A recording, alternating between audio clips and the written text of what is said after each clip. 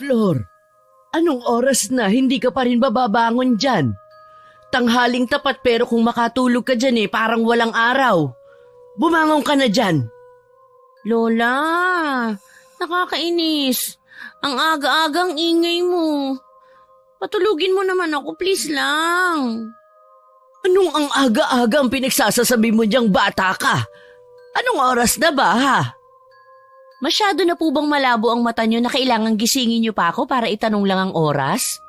Ba't piloso po ka? Bumangon ka na. Magbibilang ako ng 3. Kung hindi ka pa rin gigising dyan, kukurutin ko na yung singit mo. Lola naman 1, 2.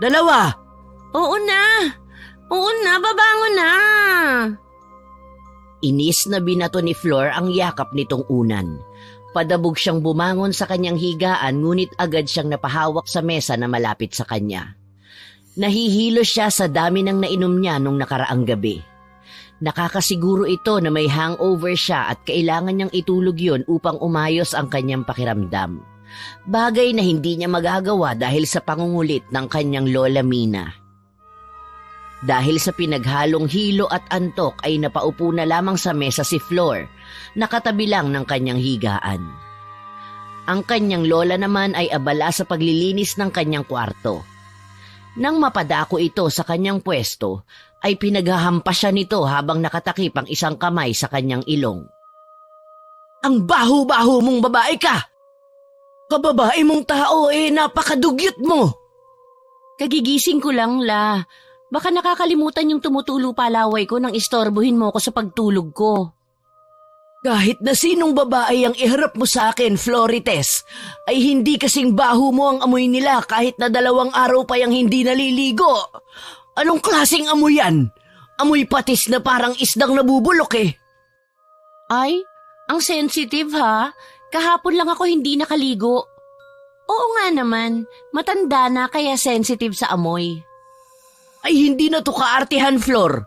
Hindi rin sensitive. Yung putok mo maiintindihan ko pa pero yung amoy mo sa katawan ibang klase na yan. Masyado ka ng pabaya sa katawan mo. Dalaga ka pa naman. Lola, kumalma ka. Isang ligo ko lang matatanggal na tong sama ng hangin sa katawan ko. Pati ang hininga mo, Flor. Uminom ka na naman kagabi, no? Amoy alak ang hininga mo. Oh, baka hindi ka pa umamin dyan at sabihin mong nung nakaraan ka pa uminom. Abay, iba na yung kadugyutan mo talaga. Oo na, lumabas ako kagabi kasama si Ten. Tapos kung saan-saan ka gumalugad at hindi ka man lang nagpalit ng damit bago matulog. Saglit na inalala ni Flor ang nangyari sa kanya ng gabing yun, ngunit hindi malinaw kung ano na namang kabalbalan ang ginawa niya ng lasing. Pinandilatan siya ng mata ng matanda saka malakas na hinampas. Hindi agad nakailag si Flor dahil sa hilo kaya sa pulang braso niya na may pasa. Aray la, nananakit ka na. Sumbong kita sa DSWD. Violence tong ginagawa mo. Abay, paunahan tayo. Sa dami mo ba namang ginawang pagpapasaway sa akin baka makasuhan ka pa ng elderly abuse. Aba, ang talino natin la. Dami mong alam sa batas. Kakatulfo nyo yan Huwag mo nga akong ine-etchos dyan. Maligo ka ng babae ka. Matapos mong maligo laban mo yung panty mong may dugo pa. Kadiri ka. May oras kang mag-inom pero kahit laban man lang ang mga damit mo sa akin mo pa inaasa. Paano na lang kung wala ako? Sino na mag-aalaga sa'yo? Kahit na pinandidirihan siya ng matanda ay nilapitan niya ito sa kaniyakap. La, pareho tayong masamang damo. Alam kong hindi ka pa kukunin ng liwanag. Sasama ba naman ang ugali mo baka palitan mo pa si Satanas sa impyerno. Bruha ka talagang babae ka. Diyan ka na nga. Yung panty mo laban mo ng maayos. Natatawang tiningnan na lamang niya ang papaalis na matanda. Ilang buwan na siyang namamalagi sa tahanan nito na naroon sa probinsya. Siya na ang kinalakhan nito buhat nang siya ay magkaisip. Nalayo lang siya sa matanda nang mag-aral ito sa lungsod. Hindi rin naman siya nakapagtapos dahil napasama sa barkada. Ang akala nga ng kanyang lola ay maayos ang buhay niya roon. Ngunit sa 2nd taon niya sa kolehiyo ay tumigil na ito at naging dakilang tambay na lamang doon. Labis ang panlulumo ng matanda nang malaman nitong hindi siya kabilang sa mga gagraduate. Wala rin namang nagawa ang matanda kung hindi tanggapin siya. Matapos maligo ay dumulog na agad ito sa hapag upang kumain ng pananghalian na inihanda sa kanya ng matanda. Nawala na sa isipan nito ang pinapagawa ni Lola Mina nang daanan siya ng kababatang si Ten sa kanilang bahay. Nag-aya itong gumala na agad naman niyang pinaunlakan. Ibang klase ka rin malasing, te. Pati kanal hindi mo pinalampas eh. Ano bang ginawa ko? Nag-swimming ka lang naman dun, te. Hindi mo ba maalala na binihisan pa kita bago iuwi sa inyo? Binihisan lang pero hindi pinaliguan? Aba, sinuswerte ka naman yata. Inuman lang naman ang usapan natin. Hindi nakabilang dun ang paliguan ka. Mabuti nga, binihisan pa kita eh. Hindi ka umuwing dugyot sa inyo. Nagkautang na loob patuloy ako sa'yo. Di thank you, kahit naamoy ka nala ko kanina. Inis na inis pa naman si Lola sa akin dahil ang baho-baho ko raw. Hindi mo ba naaalala na sinabihan na kitang maligo? Sunod-sunod pa yung oo mo sa akin kagabi tapos rekta tulog ka naman pala. Isa hindi ko maalala eh. Blanco na sa akin ang nangyari kagabi. Delikado ka talaga malasing. Baka kinaumagahan niya, nanay ka na. Sa tagal ko nagiinom, hindi naman ako naging nanay. Bay, ewan ko sa'yo. Tigas talaga ng ulo mo. Kung ano-ano talaga ginagawa mo kung lasing ka eh. Tapos kinaumagahan, di mo na naaalala ginagawa mo. Sa susunod huwag kang makikipag-inuman kung hindi ako ang kasama mo. Nagkibit balikat na lamang ito sa kaibigan na nayayamot na nakatingin sa kanya. Nagpaalam na lang muna ito saglit sa kanya dahil may bibilhin daw ito sa palengke. Dahil mainit ay hindi na siya sumama pa sa kanya. Nadaanan nito sa isang sari-sari store ang kanyang Lola Mina na nakikipagkwentuhan sa may-ari ng tindahan na si Aling Berta. Nakitambay na rin ito doon dahil wala naman siyang ibang pwedeng puntahan. Anong ginagawa mo rito, Flor? Tapos na ba ang pinagawa ko sa'yo? Alin dun, La? Mamaya ka sa akin sa bahay na babae ka. Si Lola naman? Hindi ko po maalala ang pinapagawa niyo sa akin. Parang tapos naman po yata lahat ng gawaing bahay. Patambay ho muna rito, ha? Miiling na pinandilata ng matandang babae si Flor, ngunit hindi niya yun napansin. Nakatuon ang atensyon nito kay Aling Berta na natatawa sa kanila. Iba talaga kayong maglola. Parang magbarkada lang eh. Ganon talaga, Aling Berta. Parang ang saya yata natin ngayon Siyempre naman, bagong sahod ang mga tao ngayon. Maraming nagbayad ng mga utang nila dito sa tindahan. Naks, libre naman dyan. Nakakaluwag-luwag pala kayo ngayon eh. Bakit La? Maraming pera ngayon si Aling Berta eh. Hindi naman yun para sa'yo. Hayaan mo na, Nanay Mina. Minsan lang naman magpalibre tong si Flor eh. Huwag mong sanayin niyang si Flor at baka mamihasa. Kontrabida ka talaga, La. Si Aling Berta na nga nagsabi Pero pansin ko lang, parang may iba sa'yo ngayon Inipit ni Aling Berta ang kanyang buhok sa kanyang tenga na may ngiti sa labi. Para bang matagal nitong inaabangan na may magsabi sa kanya ng bagay na yon. Kumuha ito ng isang bote ng soft drink sa loob ng kanyang ref. Binuksan yon saka iniabot kay Flor na agad namang tinanggap ng babae. Talaga ba? Napansin mo rin pala. Eto ang soft drinks mo Ano bang gusto mong pambara? Iba ka talaga, Aling Berta. Kahit ano na lang po basta bukal sa loob mo. Tatanggapin ko po yan lalo na't libre. Mahinang kinurot ni Lola Mina si Flor sa kanyang tagiliran upang tumigil ito sa pambuburaot sa babaeng tindera. Ngunit umilag lamang ito sa matanda saka ipinagpatuloy ang pakikipag-usap kay Aling Berta. Heto ang tinapay. Ano na nga yung napansin mo sa akin? Tinanggap niya yon saka kinagatan ng malaki. Tiningnan muna niya ang babae na nag-aabang ng sagot mula sa kanya. Nilunok niya ang tinapay nang inunguya nito saka uminom ng panulak na soft drinks. Alam niyo ang napansin ko sa inyo, Aling Berta? Tila nagniningning ang mata ng babae sa sasabihin nito. Hindi na ito nakapaghintay kaya naman nagsalita rin ito.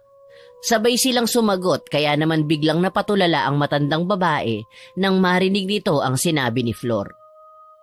Tumataba ka yata. Pumapayat na ako, di ba? Ha? Hindi ah. Sino nagsabi sa'yo niyan? Maraming nagsasabi sa akin na namamayat na raw ako. Ibig sabihin nun, effective ang diet ko. Naku, hindi. Nagsisinungaling sila. Nakita mo ba ang sarili mo sa salamin kanina? Halos pumutok na nga ang butones ng damit mo dahil sa paglobo mo eh. Hindi na rin gaanong kita yung leg mo. Kaya kung sino man ang nagsabi sa'yo na namamayat ka, nagsisinungaling lang yun. Napanguso ito at mahahalata sa mukha ng babae na hindi niya gusto ang sinabi ng dalaga. Agad niyang inagaw ang hawak na bote ng soft drinks ni Flor saka ang kapirasong tinapay na isang kagat na lamang. Akin na nga yung soft drinks at tinapay. Hala, bakit naman po? Konti na lang yan, ibabawiin mo pa. Huwag mo sabihin kakainin mo pa yan. Kaya ka lumalaki eh. Hindi ko gusto yung tabas ng dila mo, Flor. Hinarap nito si Lola Mina na hindi alam ang gagawin. Pinagtaasan niya ng kilay ang matanda habang padabog na nag-aayos ng mga paninda niya na nakaayos naman. Huwag na ho kayong umutang dito sa susunod, Nanang Mina. Sa ibang tindahan na lang ho kayo. Isa pa yung utang niyo sa akin na 1 buwan na ang nakakalipas, pakibayaran na rin po. Nahihiyang tiningnan niya si Berta saka malakas na kinurot ang tagiliran ni Flor. Sa puntong yon ay hindi na nakaiwas pa ang dalaga. Napaigik na lamang ito sa sakit. Doon niya lamang napagtantong seryoso ang usapang yon. Hindi niya alam ang dahilan kung bakit gano'n na lamang ang reaksyon ng kanyang lola maging ni Aling Berta. Hindi na muna ito umimik. Pinakiramdaman lamang niya ang mga taong kaharap niya. Pasensya ka na dito sa apo ko, Berta. May sakit kasi to sa utak kaya bigla-bigla na lang nagsasabi ng kung ano-ano. Halata nga ho. Tingnan niyo ang katawan ko. Ang sexy-sexy ko kaya. Ay, ano pa nga ba? Sa ganda ng katawan mo tiyak maraming maghahabol sa'yo. Narinig ko na nga na nililigawan ka ng mayamang supplier nyo ng soft drinks. Nagbago ang timpla ng mukha nito nang marinig niya ang sinabi ng matandang babae. Napaupo ito sa upuang naroon sa loob ng kanyang tindahan saka nagpaypay gamit ang abaniko nito na parabang kinikilig. Napairap na lamang ng palihim si Flor dahil sa bilis mauto ng matandang babae. Nagkwento ito sa matandang babae na siya namang matyagang nakikinig sa kwento niya. Kung hindi pa dinagsa ng mga manlalaro ng basketball ang tindahan niya, ay hindi pa sana matitigil ang pagkukwento nito. Doon na nakapagpaalam ang matandang babae na agad namang kinaladkad pa uwi si Flor. Pagkarating nila ng kanilang bahay ay doon na nagbuga ng apoy ang matanda. Nakapamewang nitong pinagalitan si Flor na hindi alam ang kanyang nagawa. Bunganga mo talaga kahit kailan hindi mo nilulugar. Paano na lang kung nagalit si Berta? Totoo naman ang sinabi ko Ginawa niyo pa akong baliw kanina. Kahit na totoo o hindi, dapat hindi mo yun sinabi pa. Ilugar mo yung pagiging taklesa mo ha. Ay, no, Lola. Mas mabuti ng taklesa kaysa sinungaling. At least aware siya na hindi effective ang diet niya. Niloloko lang naman niya ang sarili niya Tumigil ka na dyan ha. Muntik na tayo dun. Saan tayo maghahanap ng pambayad kung naningil agad si Berta sa atin, Aber? Nagawa naman ng paraan Ang bilis-bilis lang mauto ni Aling Berta kaya. Huwag mo akong pilosopohin dyan ha. Ayusin mo yung ugali mo. Hindi na ako natutuwa sa'yo, Flor. Sasagot na sana ang dalaga ngunit parabang wala ng katapusan ang pagbubunga nga sa kanya ng matandang babae dahil inungkat nito ang pinapagawa sa kanya ng tanghaling yun. Isa pa ha, hindi ba't inutusan kita sa mga bahag mong nakababad sa balde? Ilang araw nang nakababad yun. Ang baho na, Flor. May oras kang maglakwatsa pero ang mga personal na gamit mo hindi mo man lang magawang linisin. Para matigil ang pagbubunganga ng matanda ay iniwan na lamang ni Flor ito sa sala. Naririndi ito sa ingay ng matanda kaya naman ginawa na lamang niya ang iniuutos nito. Ang akala niya ay nakaligtas na siya rito dahil ilang minutong tumahimik ang sala, ngunit nagulat siya nang sumilip ang matanda habang naglalaba ito. Kusutan mo ng maayos yan, huwag kang dugyot. Asawahin ka na pero parang bata ka pa rin umasta. Ano ba yan, Lola? Ginulat niyo naman ako. Kumalma ka dyan, okay? Ako nang bahala rito. Hay, ewan ko sa'yong babae ka. Mamamatay ako sa'yo ng maaga eh. La, magagabi na po. Hay, maiwan na kitang babae ka bago kita makalbo dyan. Natatawa na lamang si Flor sa nakita niyang reaksyon ng matanda. Bilib din siya rito dahil natagalan niya ng ilang taon ang ugali niya. Masyadong mahaba ang pasensya nito kumpara sa kanya na di hamak na mas bata. Ang kanyang lola lamang ang nakakaintindi sa kanya kaya naman hindi niya hahayaang saktan nito ng kahit na sino. Matapos maglaba ay isinampay nito ang kanyang mga iilang nilabhan sa labas na siyang ipinagbabawal ng kanyang lola dahil sa mga pamahiin nito na hindi naman niya pinapaniwalaan.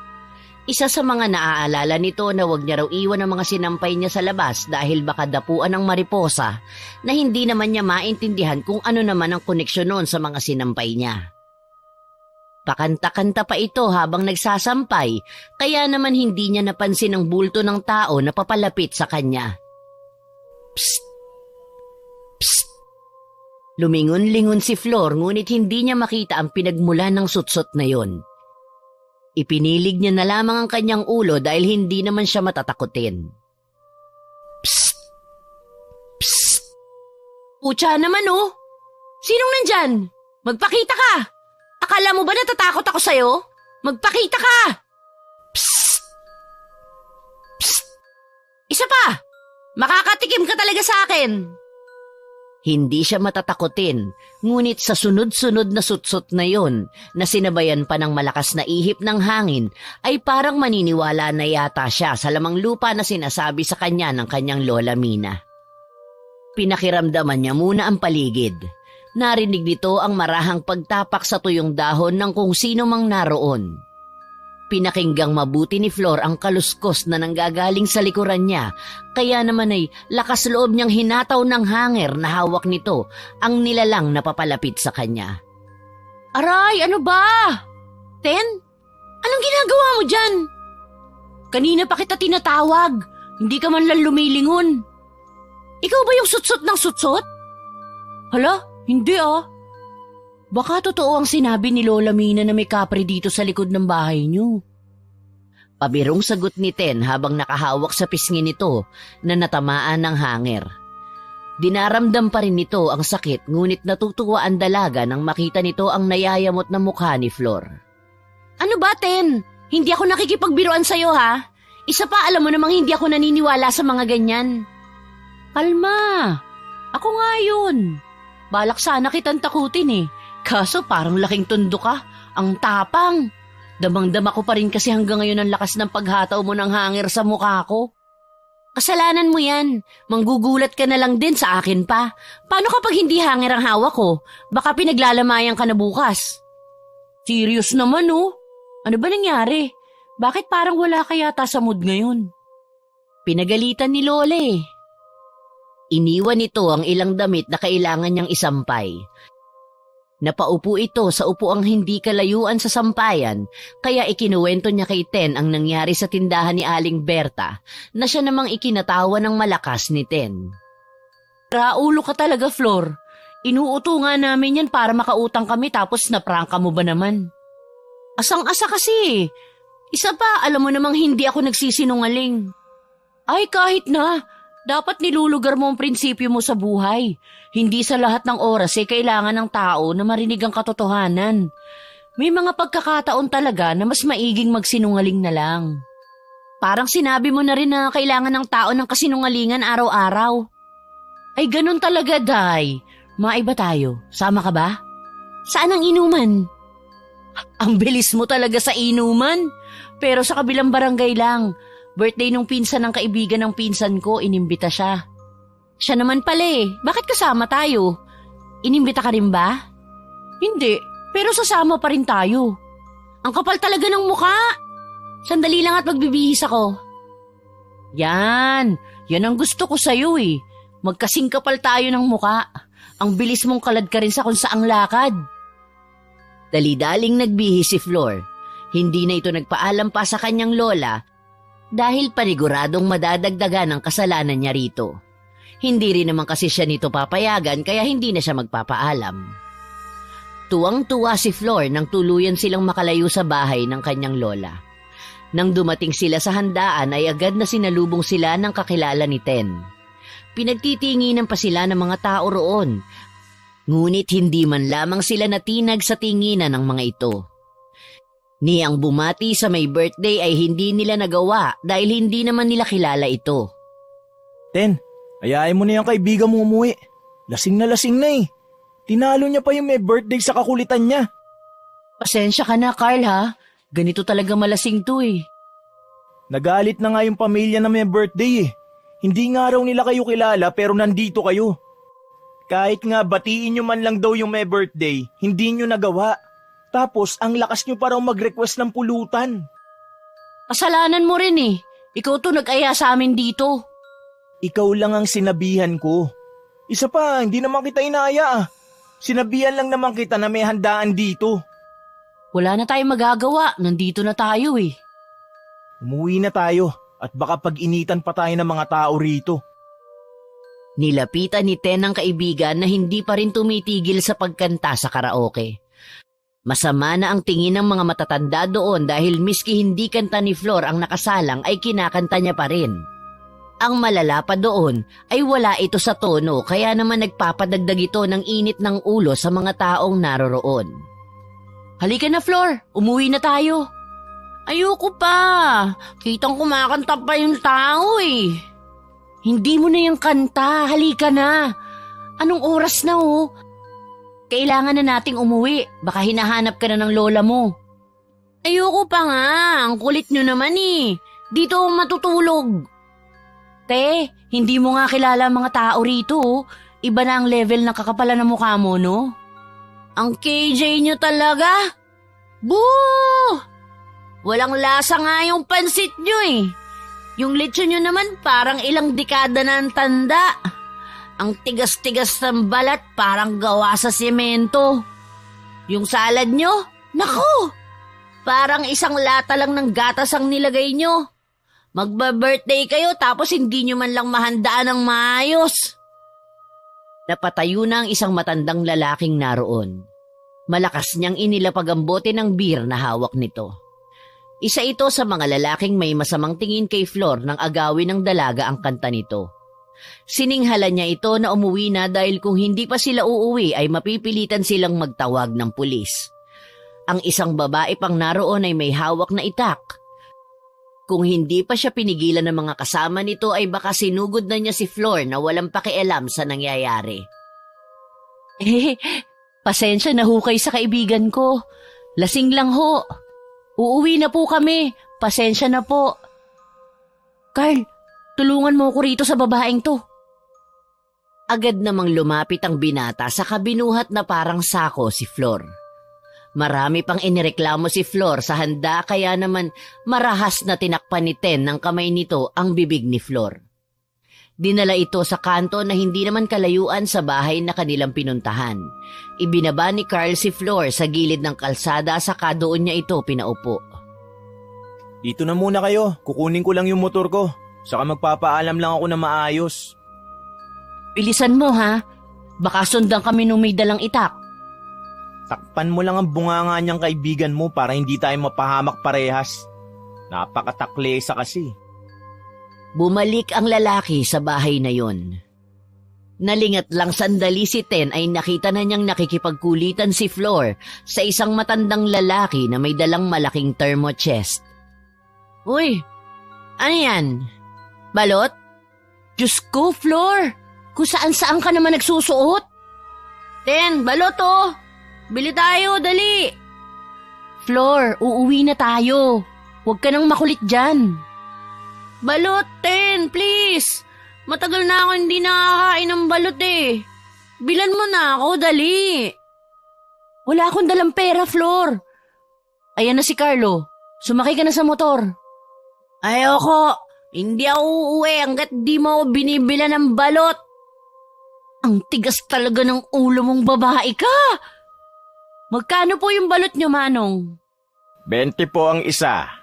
Bigyan mo po ako ng 2. Yay! Balot! Akin ba lahat yan? Anong sayo? Gusto ko rin kumain, no? Ano ba yan? Ang hirap mo naman. Hindi mo man lang ako mabila ng 2 balot. Bakit? Ikaw? May pera ka ba? Wala! Napailing na lamang ang matandang lalaki dahil sa kakulitan ni Flor. Nakangiti nitong iniabot kay Ten ang supot na may lamang balot. Mukhang lasing na lasing yata kasama niyo, Mama. Ganyan talaga bisyo niya, Manong. Kung hindi ko nga lang kaibigan to, naku, baka natulak ko na sa tulay to. Ang swerte niya naman at may kaibigan siyang kagaya mo. Siya ho ang swerte, ako po ang malas. Nakakatuwa naman kayo. Naalala ko tuloy ang kabataan ko sa inyo. Sa sunod na lang ho tayo magkwentuhan, Manong ha. Mauna na ho kami sa inyo. Mag-ingat po kayo. Sana makarami kayo ng benta ngayon. Mag-iingat din kayo. Sa tingin ko ay magkikita pa tayo. Hindi na nilingon pa ni Ten ang matandang lalaki na nakatingin sa kanila. Inalalayan nito si Flor pasakay sa motor na dala ni Carl. Kumaway pa ito sa matandang lalaki na parang bata. Bye-bye, Manong! Sana po hindi pa nauutusan tong sisiw ng balot nyo, ha? Papaliparin ko po ito pabalik sa inyo pag makapal na balahibo nito. Matawa-tawang sinagot ng matanda si Flor. Ay nako, iha. Huwag kang mag-alala. Maganda yung balot na tinda ko. Mabilis na pinasibad ni Carl ang kanyang motor nang masigurong nakasakay na si Ten. Kinabukasan ay nagising na lamang si Flor na parang mabibiyak ang kanyang ulo dahil sa sakit. Pumasok ang kanyang lola na may dalang mainit na sabaw. Hindi siya nito kinausap kaya naman nanibago ang dalaga. Kadalasan kasi ay nagbubunga nga ito. Tahimik natin ngayon la. Anong meron?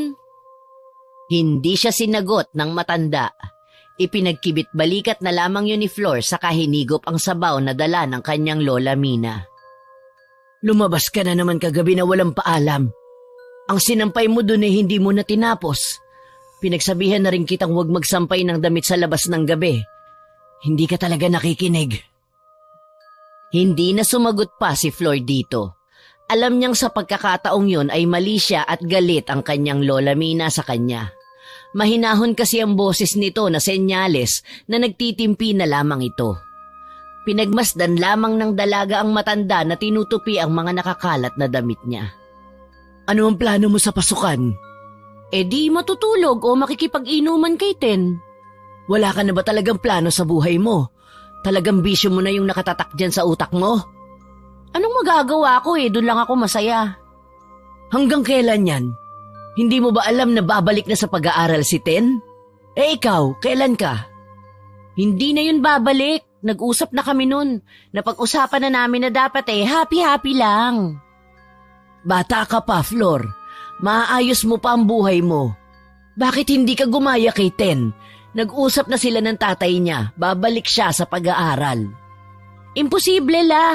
Magkasing tigas kami ng ulo nun eh. Bakit hindi mo siya kausapin para malaman mong totoo ang sinasabi ko? Kilala ko yung kaibigan kong yun. Kilala mo ba talaga? Maraming pwedeng magbago, Flor. Napatahimik na lamang ito sa kasinundan ng tingin ng matandang babae na pinasok ang bagong tuping mga damit niya sa aparador. Kilala niya si Ten, kaya sila nagkakasundo dahil sa magkaparehong pananaw nila sa buhay. Hindi nila kailangan ng diploma. Madali lang namang madiskartehan ang trabaho. Ngunit sa estado ngayon ni Flor sa buhay ay kahit ilang taon pa itong hindi magtrabaho ay hindi siya magugutom. Wala naman kasi itong gustong makamit. Tinawag pa nga siyang kalapating mababa ang lipad ng kanyang lola Mina dahil wala itong pangarap sa buhay. Ano pa ba ang kulang sa'yo, Flor? Hindi ka na nakikinig sa akin. Hindi ka naman ganyan dati ah. Alam mo ang problema ko, La? Hindi ka na bata, Flor. Walang lugar ang tantrums mo rito. Hindi to tantrums, La. Akala ko ba naiintindihan niyo ko? Maaaring noon ay naiintindihan pa kita, Flor. Pero ngayon hindi na eh. Sinisira mo na ang buhay mo. Suportado ka naman ng mga magulang mo. Pero nasaan sila, La? Nasaan sila? Kailangan ko sila pero wala sila rito. Parang ginawa lang nila ako para pabayaan eh. Kung pinapabayaan ka nila, di dapat hindi sila nagpapadala sa'yo. Hindi dapat sila tumatawag sa'yo araw-araw. Mahal ka ng mga magulang mo, Flor. Hindi mo ako naiintindihan, La. Ikaw ang hindi makaintindi. Matanda ka na, kaya dapat malawak na ang pangunawa mo. May sariling pamilya na ang mga magulang mo, pero ikaw pa rin ang panganay na anak nila. Ikaw lang tong pilit na nagpapapansin sa kanila sa pamamagitan ng pagre-rebelde mo. Imbis na ayusin ang buhay mo. Pare-pareho lang kayo, La. Wala kayong pakialam sa akin. Naiiyak na lumabas si Flor ng kanyang kwarto. Kahit na masakit ang kanyang ulo ay pinilit niyang lakarin ang daan papunta sa bahay nila Ten. Isang kanto lang ang layo nito sa kanila kaya naman mabilis siyang nakarating sa bahay ng kaibigan. Agad siyang inalo ng kanyang kaibigan nang namataan siya nitong umiiyak. Hinayaan lang siya nitong umiyak. Nang tumahan nito ay pinainom siya ng tsaa para na rin mabawasan ang pagsakit ng kanyang ulo dahil sa hangover na dinagdagan ng kanyang pag-iyak. Ano yung narinig kong mag-aaral ka ulit? Ang bilis ng balita ah. Wala pang 1 oras na nangyari yun pero nakarating na agad sa'yo. So, totoo nga ang sinabi ni Lola? Oo, binalaan ako ni Airpods eh. Kung hindi raw ako titino, itatakwil niya ako. Siyempre, ayoko naman mangyari yun. Sus, maniwala ka dun. Hindi ka naman nun matitiis. Iba si Airpods, Flor. Kung ano sabihin niya, gagawin niya talaga. Lalo na't medyo matagal-tagal na rin nagtitimpi sa akin yun. Paano yung pag-iinom natin? Ay, uhaw na uhaw lagi oh. Tuloy pa rin ang ligaya, syempre. Yan ang gusto ko sa'yo eh. Hindi dapat kinakalimutan ang pag-iinom kahit na nag-aaral. Tahimik na niligpit ni Ten ang basong ginamit ni Flor. Napansin ng babae na parang may gusto itong sabihin ngunit hindi niya masabi. May gusto ka bang sabihin, Ten? Bakit hindi ka na lang sumabay sa akin, Flor? Mag-aral ulit tayo. Hindi ba napag-usapan na natin to? Wala na akong hilig sa pag-aaral. Para saan pa, di ba? Napagtanto ko lang kasi na kailangan din natin na may gawin at patunayan tayo sa buhay. Hindi para sa pamilya natin, kundi para sa atin. Ayaw mo ba nun? May sense of fulfillment ka sa buhay. Ang gusto ko lang sa buhay ay mag-inom. Yosi! At mag-smoke ng alam mo na. Pumindat-kindat pa ito sa kanyang kaibigan ngunit imbis na ngumiti ito ay kumunot lamang ang noon nito na hindi nagustuhan ang sinabi ni Flor. Oh, akala ko ba tumigil ka na dyan sa pagmamariwana mo? Oo nga, may sinabi ba akong bumalik ako?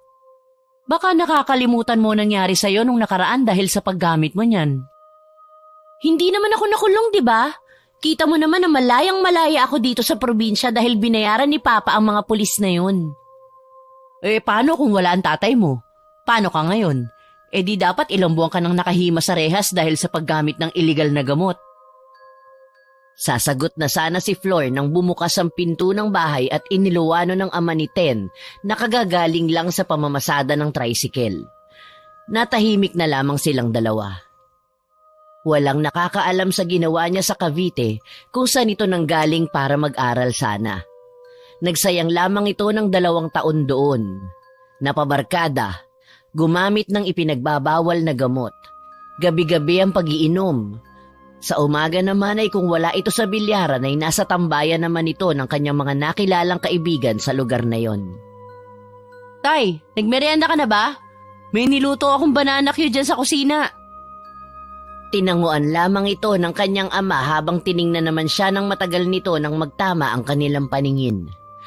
Alam niyang ayaw siya ng matandang lalaki bilang kaibigan ng anak nito, ngunit wala pa namang sinasabi sa kanya si Ten, kaya naman alam niyang hindi siya nito pinapalayo sa kaibigan.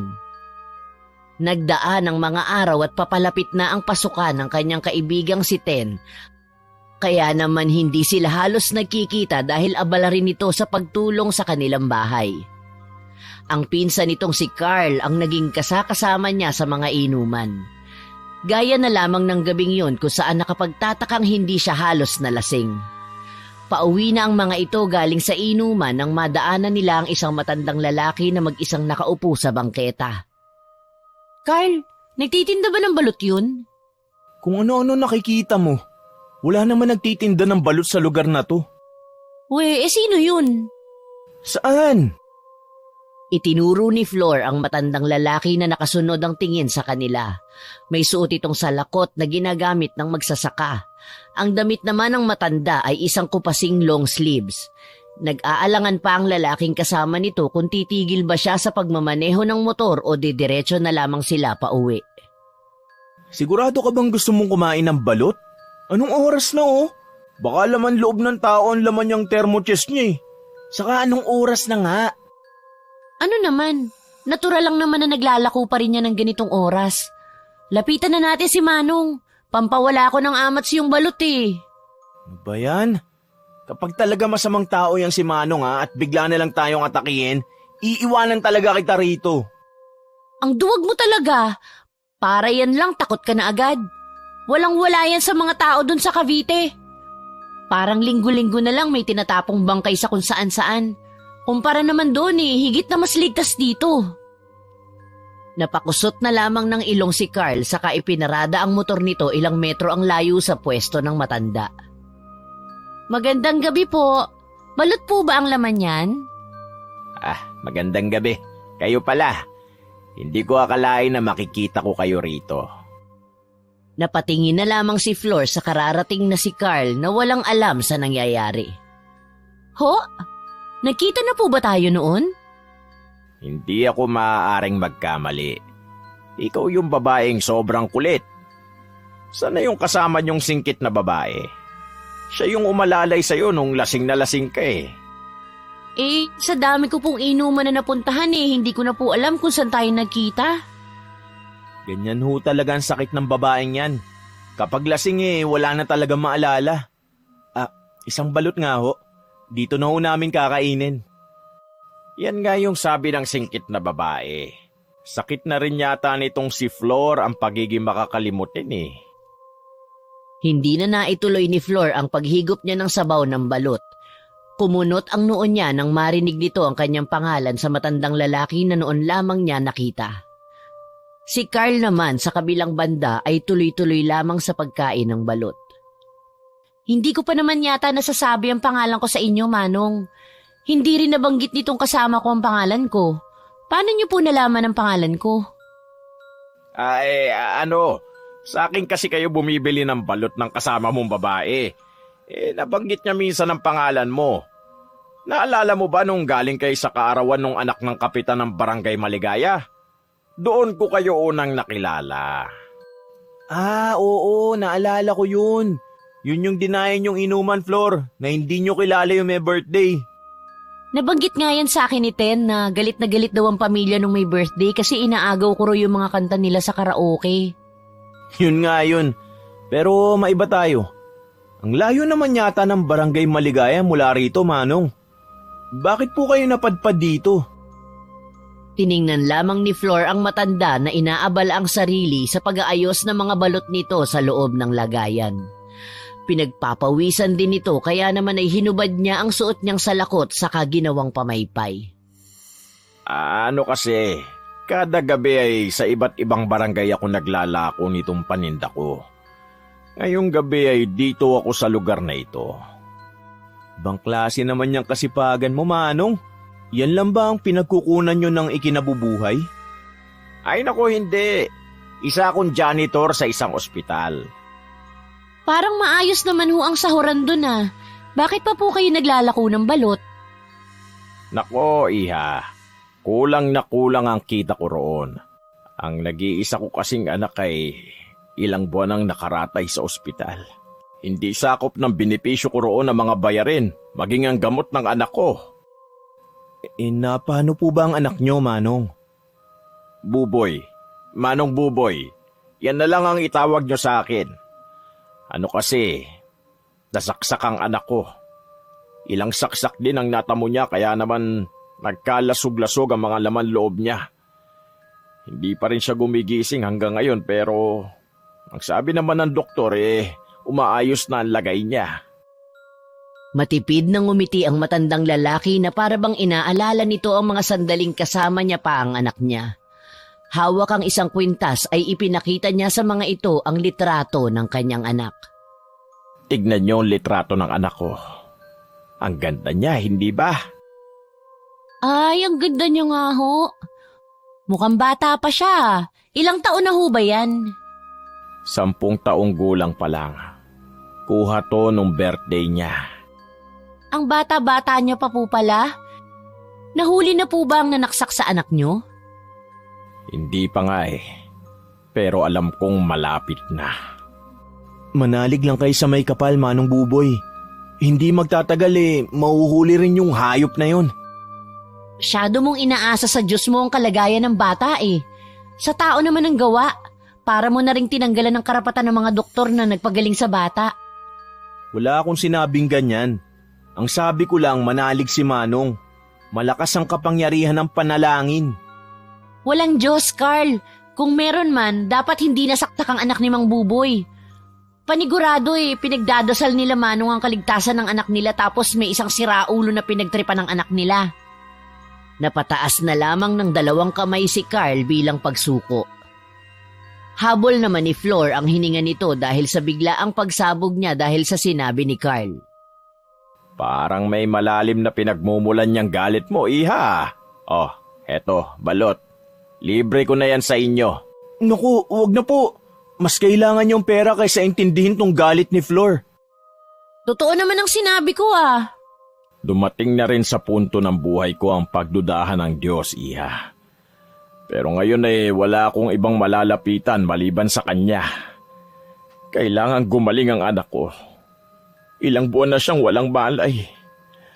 Magising lang siya Gagawin kong lahat para mabalik sa Diyos ang ginawa niyang kabutihan sa amin. Napaismid na lamang si Flor sa narinig nito. Kung totoo ang Diyos, ay sana matagal na nitong dininig ang mga panalangin niya. Ang nais lamang ni Flor ay mabuo ang kanyang pamilya.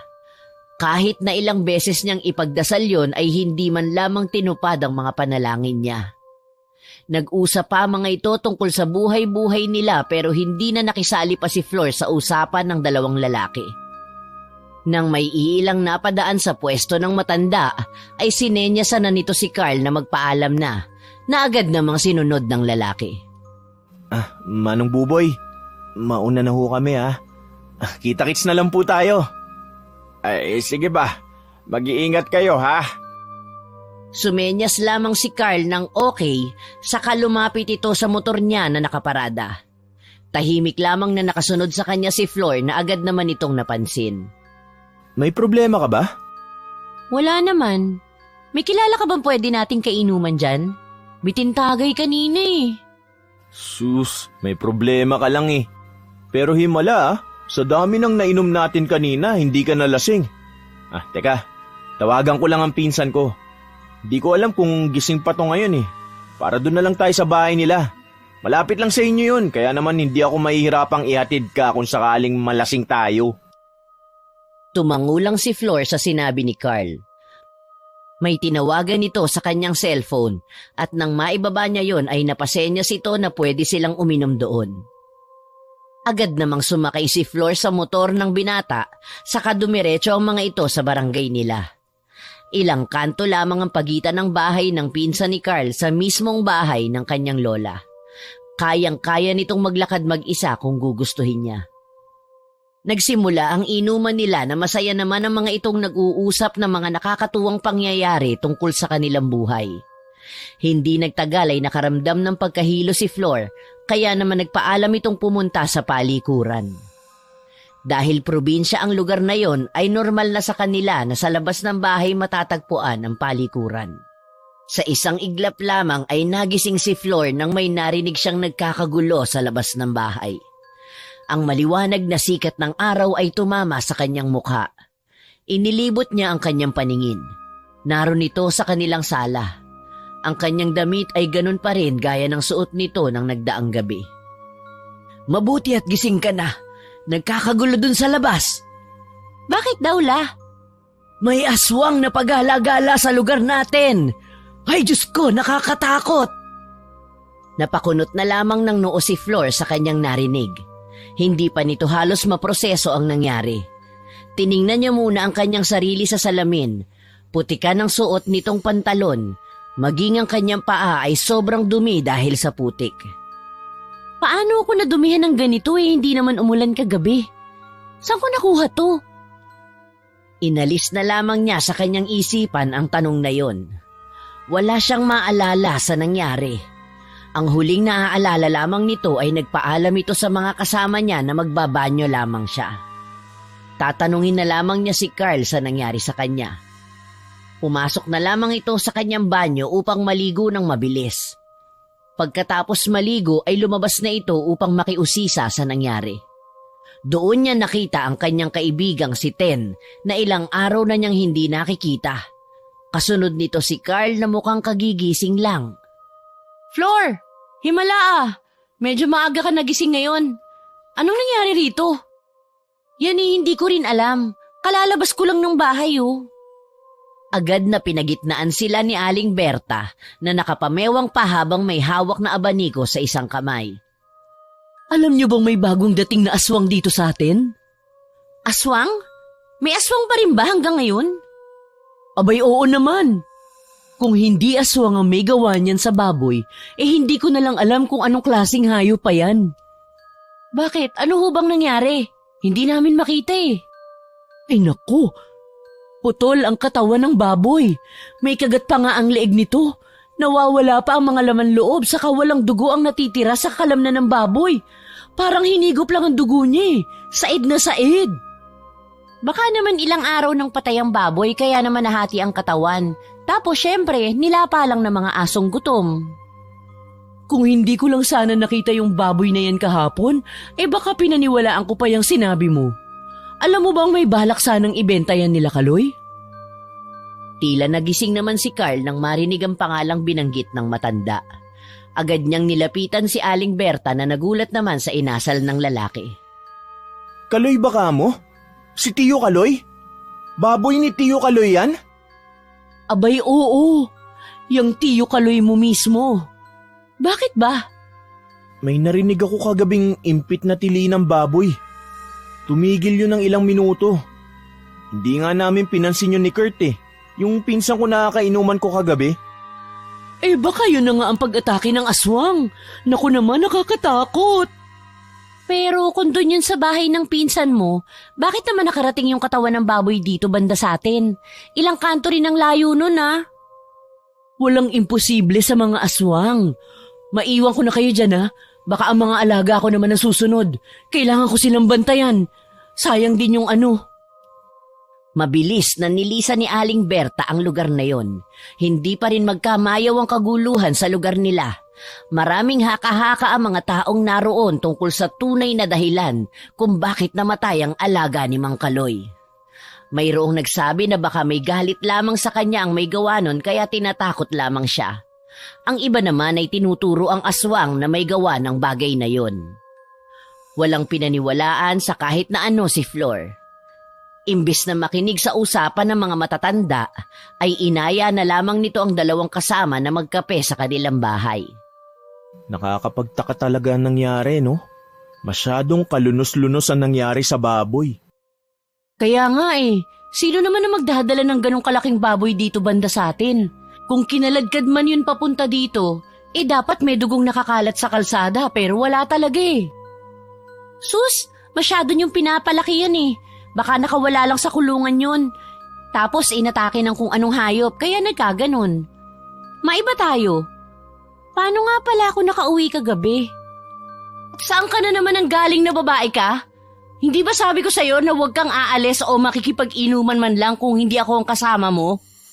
Masyado kang uhaw sa alak. Kulang na lang gawin mong tubig ang alak. Si Carl naman ang kasama ko Ilang araw ko na nga yung kasama sa inuman. Lagi naman akong nakakauwing ligtas. Tumayo si Ten sa kinauupuan nito saka nakapamewang na hinarap ang pinsan nitong may malalim na iniisip. Ikaw talagang lalaki ka? Hindi ka man lang nagsasabi sa akin na lumalabas kayo nitong kaibigan ko. Huwag mo sabihing nagliligawan na rin kayo. Hindi pinansin ni Carl ang pag-aalboroto ng pinsan. Nakakunot ang noon nitong hinarap si Flor. Wala ka bang naaalala sa nangyari kagabi? Kaya ayaw kong ibang kasama niyan kapag umiinom dahil may ganyan niyang sakit Bakit? Ano nangyari sa inyo kagabi? Magiging ninang na ba ako? Di, walang nangyari sa pagitan namin. Pero, bigla na lang kasing nawala si Flor kagabi. Saan ka na naman nagsusuot, Flor? Abay, malay ko. Wala akong maalala Ang huling naaalala ko lang, nagpaalam akong magbabanyo sa labas. Pagkatapos nun, wala na. Nagising na lang ako kanina, nandito na ako sa sala. Ayan na nga ang sinasabi ko Paano na lang kung paano ka mag-isa? Sino pagtatanungan ko? Ikaw rin, Carl. Hindi niyo man lang hinanap si Flor nang mawala siya kagabi. Nalasing din ako Di ko alam kung anong meron sa alak na ganun na lang ang naging epekto sa akin. Saglit na nag-isip si Flor. Pilit niyang inaalala ang nangyari sa kanya ng gabing yun. Kahit na anong pilit niya ay wala talagang pumapasok sa kanyang alaala. Natahimik ang tatlo sa sala habang hinihigop ang mainit na kape na may kapares na mainit-init na pandesal. Ilang sandali pa ay nakarinig sila ng malakas na wangwang ng pulis. Nagtinginan muna ang tatlo sa kadalidaling sumilip sa bintana ng sala. Ang bilis naman ng mga pulis. Nandito agad para mag-imbestiga. Baboy lang yan pero ang bilis rumesponde. Pero kapag tunay na kaso yan, ang bagal-bagal. Pinagmasdan lamang ni Flor ang mga pulis na nakikipag-usap sa mga taong naroroon. Tumingin pa ang isang pulis sa gawin nila na nagbigay ng kakaibang kaba kay Flor. Wala naman itong ginawa ng gabing yun, ngunit iba ang dulot ng tinging yun. Parang nanunumbalik sa kanyang gunita ang muntikang pagkakakulong niya noong nasa Cavite pa lamang ito. Hindi naman nagtagal ang mga pulis sa lugar na yon. Nang makaalis sa mga ito ay pumasok ng bahay si Lola Mina kaya agad nila itong nilapitan upang tanungin. Ano raw ang sabi ng mga pulis, La? Bakit daw nandito? Bakit hindi na nag-imbestiga pa? Hindi naman kasi ang baboy ang pinunta nila. May sinaksak daw doon sa kabilang barangay. Ang sabi may nakakita raw sa suspect. Dito pa raw dumiretso banda sa atin. Hindi raw maaninag ang mukha pero positibo raw ang mga ito na nakasuot ng itim na jacket ang suspect. Tapos nakapantalon pa. Wala raw suot na tsinelas kaya naman sinusundan nila ang mga yapak ng suspect. Diyos ko, ano na bang nangyayari sa lugar natin? Sa isang gabi lang marami nang nangyari. Nakatulala lamang si Flor habang nakikinig sa usapan ng dalawa. Natuon ang tingin niya sa nakabukas na pinto ng banyo nila. Kitang-kita ang hinubad niyang pantalon saka jacket na may putik. Nanlaki ang mga mata niya nang mapagtanto nito ang inilarawang suot ng nanaksak sa kabilang barangay. Natatarantang pinagmasdan niya ang kanyang mga kasama na nakatuon ng pansin sa sinasabi ng kanyang Lola Mina. Dali-dali itong tumayo upang isara ang pinto ng banyo. Ayos ka lang ba, Flor? Oo. Bakit? Wala naman, mukhang balisa ka Medyo masama lang ang pakiramdam ko. Hangover din siguro. Pahinga muna ako Hinayaan na lamang ng mga ito ang dalaga na pumasok sa kanyang kwarto. Kinakabahan si Flor sa nangyayari sa araw ding yon. Maraming tanong ang bumabagabag sa kanyang isipan. Isa na doon kung siya ba ang nanaksak sa kabilang barangay o kung siya ba ang pumatay sa baboy na yon. Kahit alinman sa dalawa ay naniniwala siyang wala siyang kinalaman doon. Ang ikinababahala lamang niya ay kung saan siya pumunta sa mga oras na nawala ito sa bahay ng pinsan ni Carl. Hindi lang yon, dahil maging ang mga damit na suot nito ay ganun na lamang karumi. Nag-isip ng paraan si Flor upang matago ang maaaring makapagdiin sa kanya na siya ang suspect. Ang naisip nito ay sunugin muna ang mga damit na yon. Kinagabihan ay inaya nitong mag-inom si Carl at Ten na agad namang napaunlakan ng dalawa. Iba yata ang pananahimik mo ngayon, Flor. May problema ka ba? Wala naman. Iniisip ko lang ang mga nagawa ko nung lasing ako. Ang hirap palang walang naaalala. Sa dami na ng kalokohang ginawa mo, nako, mahirap na nga isa-isahin yan. Sa tingin nyo ba may posibilidad na makapanakit ako ng tao dahil sa kalasingan ko? Sa ugali mo ba naman may malaking posibilidad, Flor? Seryousong usapan nga. Ano ka ba, seryoso kami. Kahit nga hindi ka lasing, may posibilidad na makasakit ka ng tao eh. Kahit nga bibig niya lang ang gamitin niya sagad hanggang buto ang mga masasakit niyang salita. Natawa na lamang ang dalawa saka nakipag-appear sa isa't isa. Hindi na lamang pinahaba pa ni Flor ang usaping yon.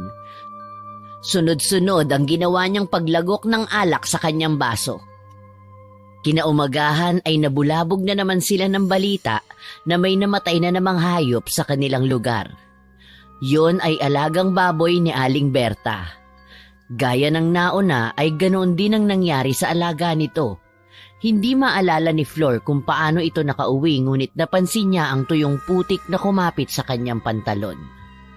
Napaupo siya sa upuan mula sa kanyang pagkakahiga, sa upuan na naroon sa sala. Napansin niya ang aligagang mukha ng kanyang lola Mina ngunit hindi niya na ito pinunapa. Flor, akala ko ba'y doon ka matutulog sa bahay nila Ten? Bakit naman umuwi ka kaninang madaling araw? Nalilito si Flor sa mga nangyayari sa kanya, kaya naman ay kinagabihan nun, sinubukan niyang huwag uminom para masigurong hindi siya ang gumagawa ng mga patayang yon. Halos matulala ito nang wala siyang mabalitaan na may bagong patay na mga hayop nung nakaraang gabi. Sinubukan naman ito ang uminom kinagabihan. Lasing na lasing siya ngunit ang nagpagising sa kanya ay ang balitang namatay ang alagang aso ng kanilang kapitbahay. Pinagdududahan ng babae ang kanyang sarili na siya nga ang maaaring pumapatay sa lugar nila. Agad niya yung sinabi sa kanyang kaibigan na si Ten. Ayaw maniwala ng dalaga ngunit nang magmakaawa ito ay doon na lamang natulala ang kanyang kaibigan. Pinagtagpi-tagpi nito ang mga nangyari at doon lamang niya napagtanto na maaaring si Flor nga ang pumapatay. Ten, tulungan mo ko. Hindi ako pwedeng makulong. Naku, labas na ako sa gulo mo, Flor. Hindi ako pwedeng makisali dyan. Hindi ako ang dahilan ng sunod-sunod na pagkamatay ng mga hayop dito sa atin. Hindi rin ako ang nanaksak dun sa lalaking yun. Wala ko sinaktan, Ten. Pero lahat ng ebidensya nakaturo sa'yo. Hindi ko alam. Alam mo na hindi ako nananakit, Ten. Lasing lang ako pero hindi umaabot sa puntong nananaksak na ako ng tao. Imbis na tulungan siya ng babae ay nilayuan pa siya nito. Wala siyang nahanap na kakampi sa lugar na yon. Naiiyak na naglalakad sa isang madilim na kalye si Flor nang may marinig itong pagaspas ng pakpak ng isang malaking ibon. Nang lingunin niyo ni Flor ay doon niya lang napagtantong totoo nga ang sinasabi sa kanya ng kanyang pinsan at ng mga matatanda. Totoo ang aswang. Kaharap nito ang isa sa kanila. Hawak ng aswang na yon ang kanyang lola Mina na walang malay. Hindi lang yon ang nagpabahala sa kanya kundi dahil ang kaharap niya ay walang iba kung hindi si Manong Buboy. Napaatras na lamang ito sa takot. Bakit niyo to ginagawa? Anong akala mo sa akin? Ginagawa ang lahat ng to dahil trip ko lang? Hindi kita maintindihan, Manong Buboy. Anong ginawa ko sa inyo? Hindi mo ba naaalala na ilang ulit mong sinaksak ang anak ko dahil sa walang kwentang dahilan mo? Hindi ko yan magagawa sa inyo. Hindi ko kayang manakit ng inosenteng buhay. Letseng palusot yan! Alam mo bang nagising ang anak ko? Ang unang itinanong niya sa akin, Kung masama bang magkaroon ng masayang pamilya, bakit niya naman sasabihin yun, hindi ba? Pero alam mo ba, ang masakit bilang tatay, ang marinig mula sa sarili mong anak ang masasakit na salitang narinig niya mula sa'yo. Manong Buboy, Sinaksak mo ang anak ko dahil naiinggit ka sa pamilyang meron kami. Sinaktan mo siya dahil sa walang kwentang rason mo. Hayop ka. Wala kang kwentang tao. Sa isang sulok ay hawak nito ang walang malay na si Lola Mila. Hindi alam ni Flor ang kanyang gagawin kaya naman napaluhod na lamang ito sa harapan ng aswang. Hindi niya inalintana ang magaspang na semento na naramdaman niya mula sa kanyang pagkakaluhod. hindi ko alam ang sinasabi mo. Nakikiusap po ako. Ako na lang ang parusahan niyo, wag lang ang lola ko. Walang alam si lola sa nangyari. Marahas na hinawakan ni Manong Buboy ang mukha ng matandang babae. Ano ka, sinuswerte? Manigas ka. Hindi lang ikaw ang babae sa mundo. Huwag mong sasaktan si lola. Ako na lang. Huwag na siya. Iba pala ang pagpapahalaga mo sa matandang babaeng ito. Kung ganun pala, hindi na sana dumating ang puntong nadamay pa ang mga alagang hayop dito sa paligid. Ikaw ang may gawa nun? Kaya sa akin nakaturo ang lahat kahit hindi ako ang may gawa ng mga nangyayari dito sa amin dahil gusto mo maghiganti sa akin? Hindi ka ganun katanga gaya ng inaakala ko. Ngunit hanggang kailan mo ba mapoprotektahan ang pangalan mo sa dami ng ebidensya na nakaturo sa'yo? Iniwanan siya ng matandang lalaki na duguan ng tuhod. Gulong-gulo sa nangyari at walang kakampi sa mga oras na yon. Noon niya lamang napagtanto na ang kanyang lola Mina lamang ang meron siya. Dali-dali siyang umuwi sa bahay nila ngunit hindi pa ito nakakalapit nang namataan niya ang mga pulis sa labas ng bahay nila na nag-aabang. Maraming tao ang naroon sa labas ng bahay niya. Nag-uusyoso, nag-aabang. Umatras si Flor. Hindi dapat siya makulong sa mga oras na yon. Walang magliligtas sa kanyang lola. Walang may alam na aswang ang dahilan ng kaguluhang yon. Saan ka pupunta? Ten, hindi ako pwedeng mahuli. Pasensya ka na. Malalagot ang totoong salarin ng mga patayang ito. Maiwan na muna kita, ha? Mabilis siyang tumakbo papalayo sa kanyang kaibigan, ngunit humabol ang babae sa kahinablot ang kamay nito. Nakita at narinig ko ang nangyari kanina. Saka na natin harapin ang pulis. Tutulungan ka namin ni Carl na mailigtas ang lola mo. Ten, sigurado ka ba? Tumangutango ang dalaga bilang pagtugon sa kanya. Hindi na nito napigilan pa ang kanyang emosyon. Niyakap niya ito ng mahigpit na agad namang sinuklian ng mahigpit na yakap ni Ten. Halika na, pumunta tayo ng ospital. Ospital? Anong gagawin natin sa ospital? Nandun ang anak ni Manong Buboy. Baka makumbinsi natin to na pigilan ng kanyang ama sa kung ano man ang binabalak niya sa lola mo. Tumayo nga ang mga ito sa ospital na naroon sa kanilang lugar. Si Carl ang kanilang unang pinapasok upang masigurong ligtas ang lugar na yon para sa kanila. Nang masiguro ni Carl na wala roon si Manong Buboy, ay sinenyasan niya ang dalawa na sumunod sa kanya. Sa isang maliit na silid ay mahimbing na natutulog ang batang babae. Marami itong tahi sa iba't ibang parte ng kanyang katawan. Naaawa siya sa lagay ng batang kaharap nito. Hindi ito nararapat sa isang kagaya niya. Kung mapatunayang siya nga ang may gawa nun sa bata, ay handa siyang makulong upang mapagbayaran ang ginawa niya. Nagmulat ng mata ang batang babae. Ang unang reaksyon na bumalot sa kanyang mukha ay takot na nagkumpirma ng lahat. Siya nga ang may gawa ng kalunos-lunos na bagay na yon sa bata.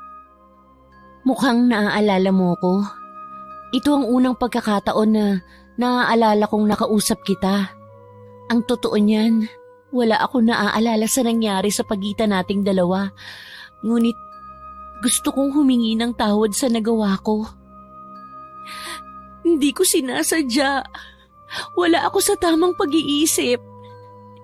Hindi mo dapat naranasan ang bagay na yan. Patawarin mo ko. Humagulgol si Flor sa harapan ng batang babae. Nanlambot ang dating takot na ekspresyon ng batang babae. Hinawakan nito ang kanyang kamay sa kanginitian ng tipid. Sinabi nitong matagal na niyang napatawad si Flor. Dagdag pa nito ay naiintindihan niya ang hinanakit nito kaya hindi niya magawang magalit sa kanya. Hindi tama ang nagawa ko. Patawarin mo ko. Huwag kang mag-alala. Dahil sa oras na mailigtas ko ang lola ko, ipagbabayaran ko ang ginawa kong kasalanan. Tumayo ang batang babae sa kinahihigaan nito. Marahas niyang tinanggal ang swero saka pinasunod sa isang silid si Flor. Nagtataka man ay sumunod na lamang ito kasama si Ten. Dinala ng batang babae si Flor sa loob ng morgue. Itinuro nito ang isang compartment na nasa ibaba. Sinabi nitong naroon ang kanyang lola. Alam niyang naroon ito dahil narinig niya ang boses ng kanyang ama habang siya ay natutulog. Dali-daling binuksan ni Flor at Ten ang compartment na yon. Kasama ang iilang bangkay ay naroon ang kanyang lola. Nang mailabas nila ang matandang babae, ay doon na lamang biglang sumarado ng malakas ang pinto ng morgue. Sino ang may sabing kunin niyo ang pagkain ko? Manong Buboy, hayaan niyong makatakas si Lola at si Ten. Ibibigay kong sarili ko alang-alang sa kaligtasan nila. Nasaan ang dating makasariling si Flor? Bakit parang lumambot ka yata? Hindi bagay sa'yo ang magbago. Kailangan ka nang mabura sa mundong ito kasamang mahal mo sa buhay. Tusuguri na sana nito si Flor nang marinig niya ang boses ng kanyang anak na pinipigilan siya. Napatingin ito sa gawin ng batang babae. Nanlaki ang mga mata nito nang makitang nakakatayo na ang kanyang anak. Kinausap siya nito na hayaan na lamang sila. Ang mahalaga sa oras na yon ayon sa batang babae ay ang magkasama silang mag-ama. Sinabi nito na kailangan nilang bawiin ang mga oras na hindi sila magkasama na agad namang sinang-ayunan ni Mang Buboy. Nilapitan nito ang kanyang anak sa kabinuhat papalabas ng silid na yon. Hindi niya pinansin sila Flor na alerto sa kung anumang gagawin sa kanila ni Mang Buboy. Nang masigurado nitong hindi sila sasaktan ng lalaki ay sinundan lamang niya ng tingin ng mag-ama. Naiinggit siya sa kanyang nakikita. Kung ganun lang sana kadali na pakiusapan ng kanyang mga magulang, ay hindi sana nagulo ang buhay niya. Flor, halika na. Ilabas na natin ang lola mo rito. Kailangan natin siya magamot. Agad na dinaluhan ng dalaga ang kaibigan sa pag-alalay sa kanyang lola Mina. Tiningnan niya ang mukha ng kanyang lola. Nanghihina ito ngunit alam niyang pilit itong lumalaban. Marami siyang napagtanto sa mga oras na yon. Isa na roon ay ang pagiging kontento niya na meron siyang lola na nag-aalaga sa kanya. Lumipas ang isang araw ay bumuti na ang pakiramdam ng kanyang lola Mina. Ipinagtapat ng matandang babae ang katotohanan tungkol sa pag-uwi niya sa probinsya galing sa Cavite. Hindi ang iligal na droga ang sanhi ng dapat na pagkakakulong nito. Yun ay ang pananaksak niya sa batang babae na pilit na pinagtatakpan ng kanyang ama. Alam niyong mali, La. Bakit niyo hinayaang mangyari yun? Mahal ka namin, Apo. Mahal na mahal ka namin. Yun na lamang ang tanging nasagot ng matanda sa kanya. Nang tuluyang makalabas sa ospital ang kanyang lola Mina, ay dumulog si Flor sa presinto upang sumuko sa nagawa nitong krimen. Wala silang natanggap na reklamo tungkol sa pananaksak ng batang babae, kaya naman hindi nila maaaring makulong si Flor. Ang ginawa na lamang ng babae ay inamin ang pananaksak sa isang lalaki sa kabilang barangay upang mapagbayaran ang kanyang kasalanan kay Manong Buboy. Gusto rin sana nitong aminin ang pagkamatay ng mga alagang hayop ng kanyang mga kapitbahay, ngunit hindi na siya pinaniwalaan ng mga pulis. Imbes na sa kulungan ito mapunta ay napunta ito sa isang rehab. Doon niya inayos ang kanyang buhay. Doon siya magsisimula dahil habang buhay niyang dala ang konsyensya mula sa ginawa niyang pananaksak sa batang babae.